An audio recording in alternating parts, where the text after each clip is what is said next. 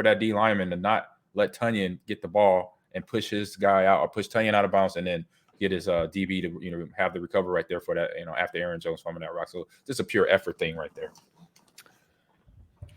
You want to watch some tape?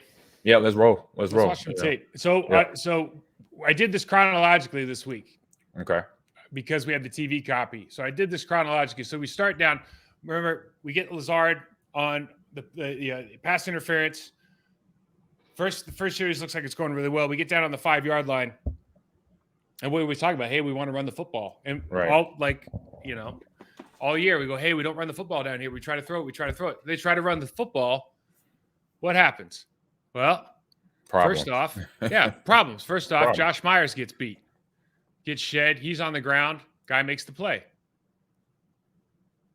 I mean, you can't have that. Yeah, that's goal line. This is.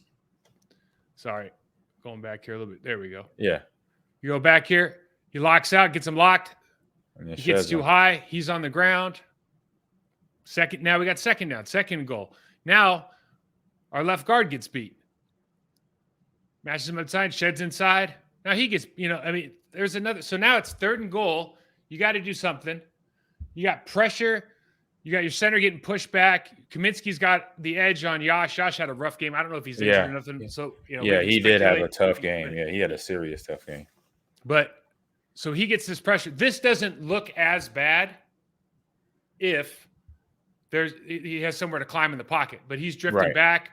Bakhtiari, of course, has a great anchor. He gets pushed back about 3 yards, but he's in fine position as long as the quarterback's got somewhere to exit. But Myers is getting pushed back up the middle. He really has nowhere to go here. He escapes. Yeah. If everyone's like, why doesn't he run it? Oh, because Malcolm Rodriguez would have hammered him if he did. Yeah. So the Lions go 3 and out. We get our 3 points. First down. I think they go 3 and out or 4 and out.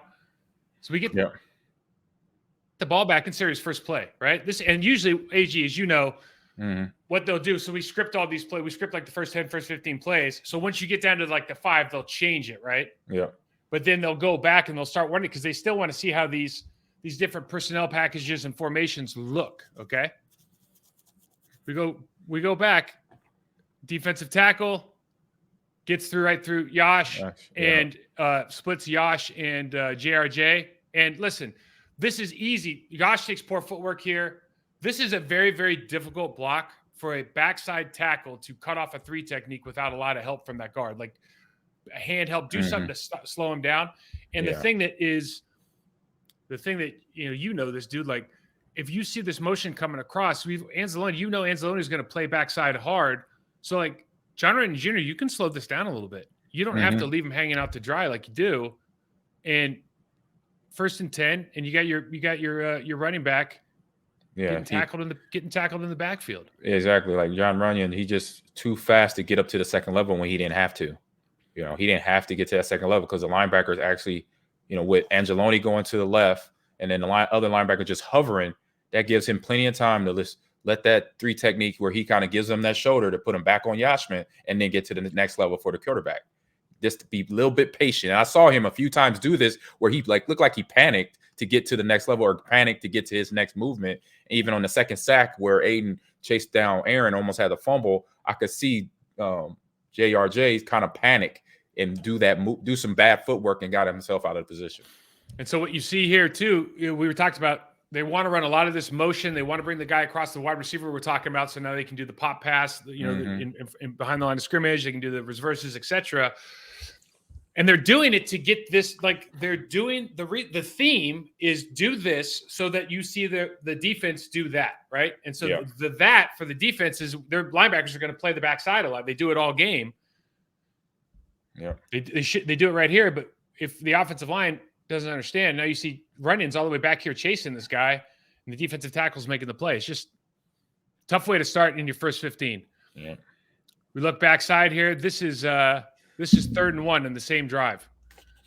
So I highlight this because if you're an offensive lineman, your stagger has to allow you, unless you're like Walter Jones, who can just take a bunch, or Trent, and take a bunch of steps and still make the block. Your stagger has to allow you to gain leverage going backside So so for Yash, all your weight's got to be the inside part of your right foot right here, because you got to plant to your left and cut this guy off.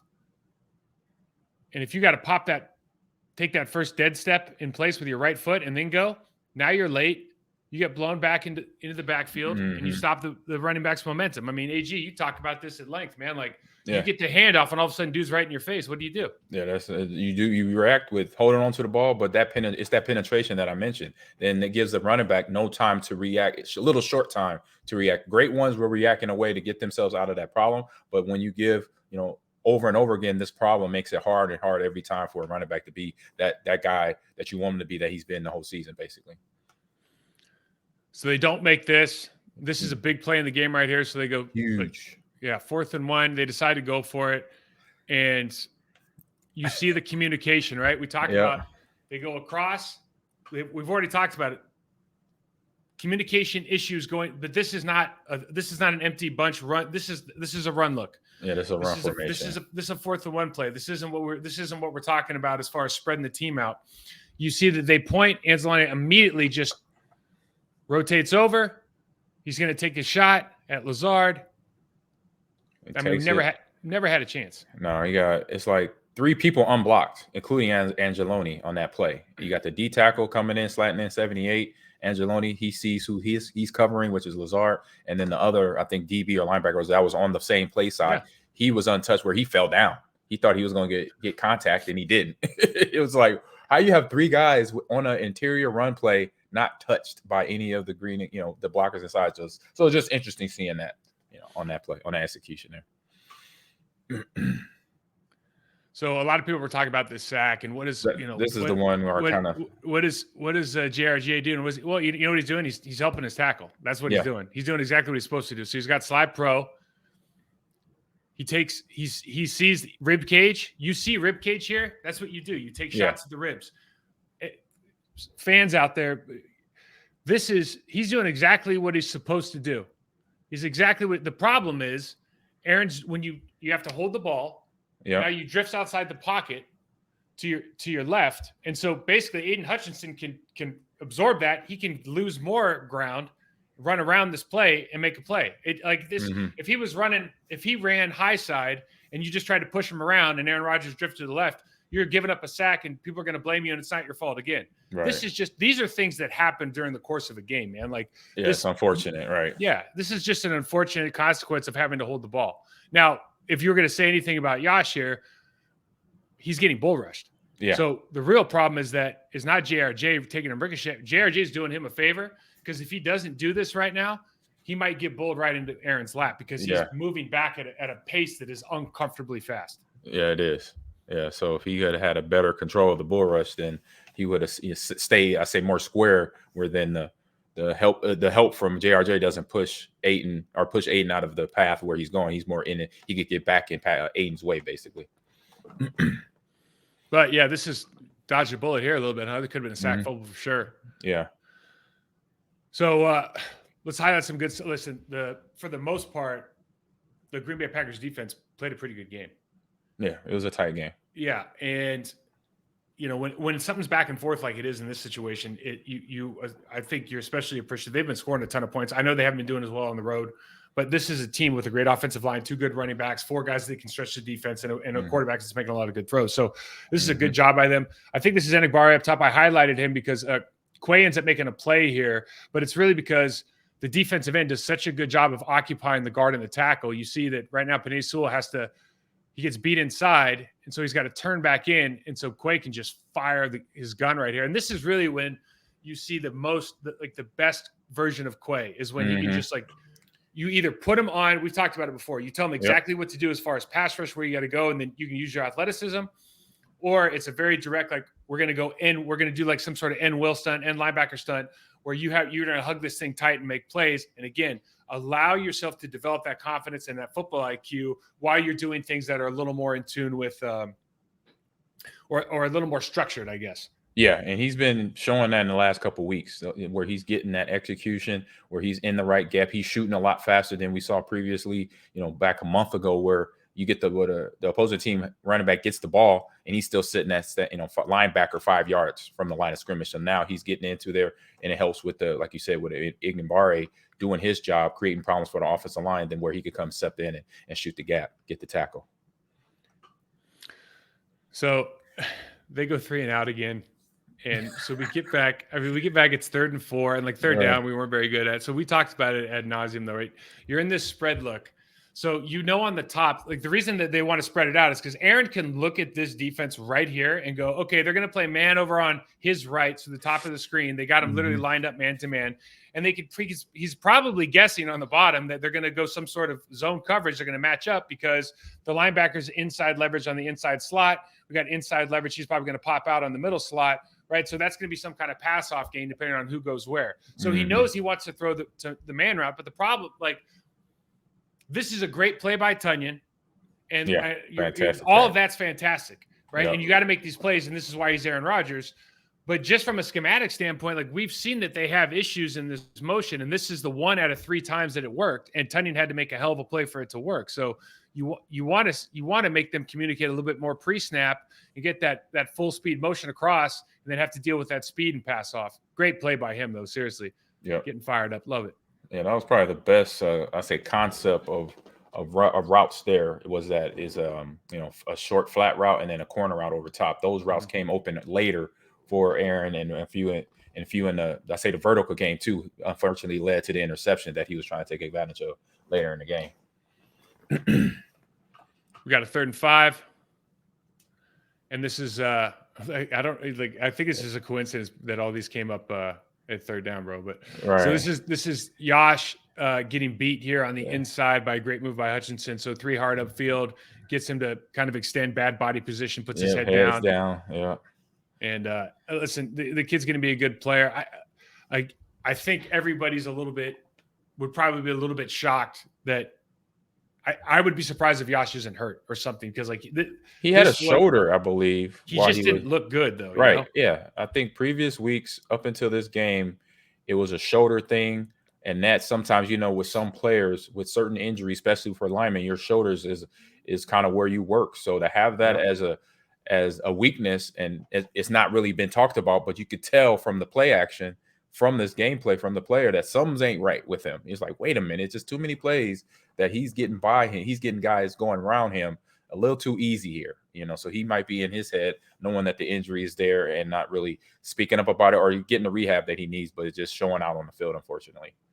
You just see this, from an offensive line's perspective, you see the hands outside, the bad body position, heads down, trying to catch. And it's just mechanically, it's hard, right? Because you're doing a ton of stuff wrong. Mm-hmm. And what happens, especially an offensive defensive line player, like running backs, linebackers, when you block them, you can be wrong 8 times in a row and still win, right? And nobody notices it. But when I watch this, I go, oh, well, regardless if you win or lose, you're wrong. That's not how you want to block the guy. No. You want to do it. You want to go through your process, go through it the right way, so you don't have these situations at all. But this is a tough look, and it looks like he might even had a chip with AJ on the outside, so makes it even worse, right? Just let him go this time, get a little chip. Although I don't think they do that usually from the backfield anymore.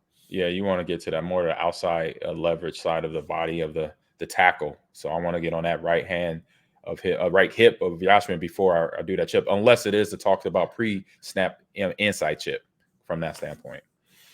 So this is after they had the touchdown call back for holding, and these are kind of just big momentum plays in the game. Yeah. So they have that was a huge play. They're bringing the rookie, I think the Alabama kid, goes down the sideline, get it called back. Yeah. Matt Nelson gets a holding call.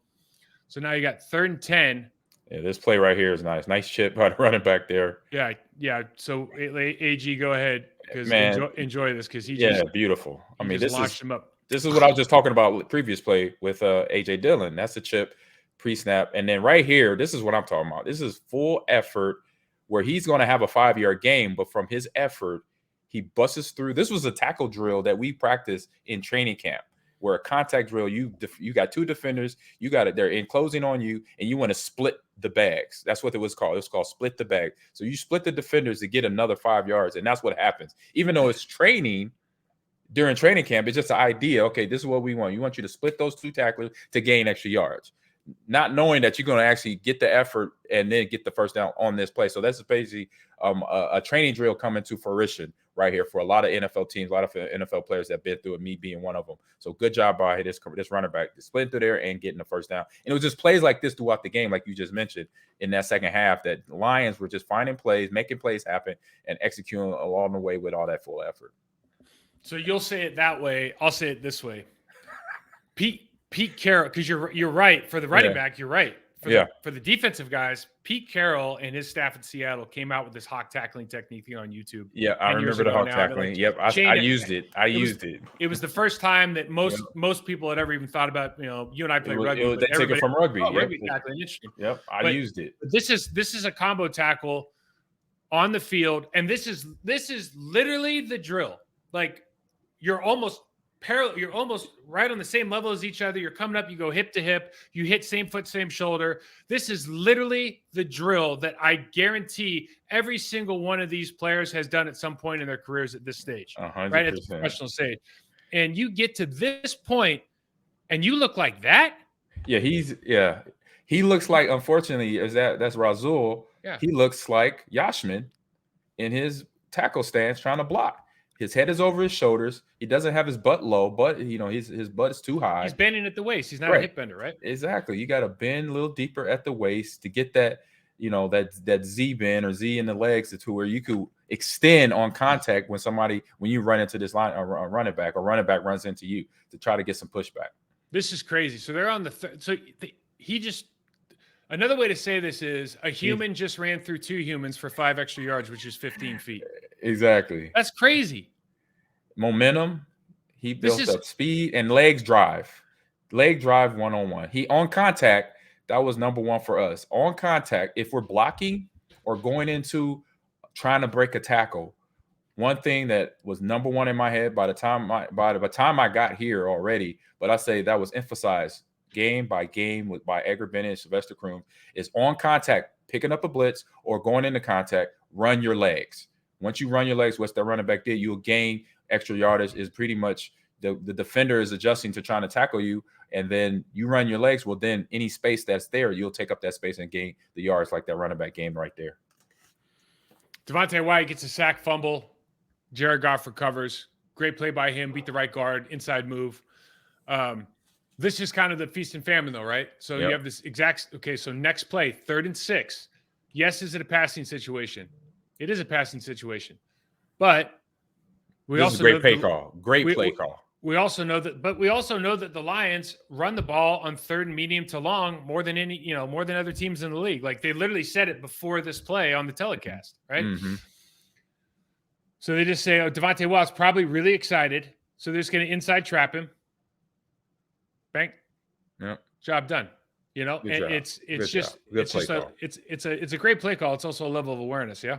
Yep. And just having the defensive side, like they had the big gap in the middle too. That kind of was suspicious to me. You got DeAndre Swift in the backfield. I think I want to have the 3 techniques a little tighter on that center and guard area, because that's a sweet area. That's like that's the wheelhouse where you want to run as a running back in a short yardage situation. You want to run right up the gap if they give you that space, and they did. They gave the Detroit Lions space on that play. So this is Aaron Jones' fumble. So right before the half, we're driving, putting together a good drive. It's still 3-9. It doesn't look like the Detroit Lions are going to get the ball back at all, right? So we'll go down here and kick a field goal, score a touchdown. There's a minute and change left. This is ultimately Aaron Jones is responsible, right? You take you take ultimate ownership of what you do, because exactly as a running back, but because you have to hold the ball. So Robert Tonyan is a tight end going up against a 190-pound defensive back. Okay. Mm-hmm. And what happens is, instead of being the hammer, he's the nail. Bop, gets pushed off. Okay. Because he doesn't attack him. Mm-mm. And so now Aaron Jones has to hurdle him and take his left hand and put it down away instead of covering up this ball. Yep. When John Kaminsky, who's a defensive end, who is dropping in coverage, comes over and lays a 295-pound guy laying a hit, putting all your pressure out on that. You can't cover up the ball because you're busy tackling another guy. Your attention is elsewhere. It's elsewhere. Your focus, this broken up.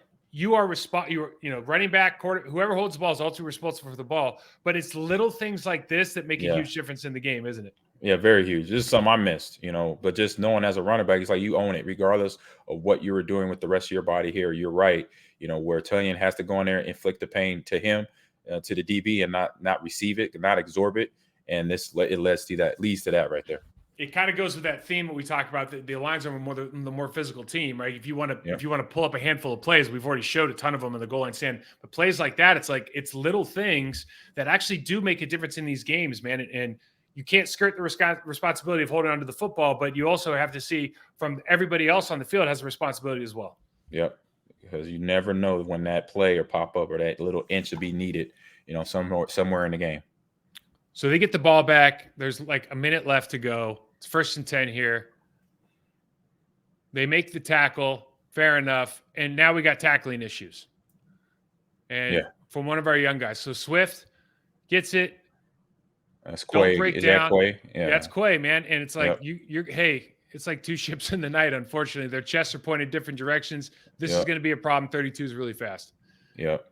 And this is a huge play because not only does he break, he gets the first, he gets another 15.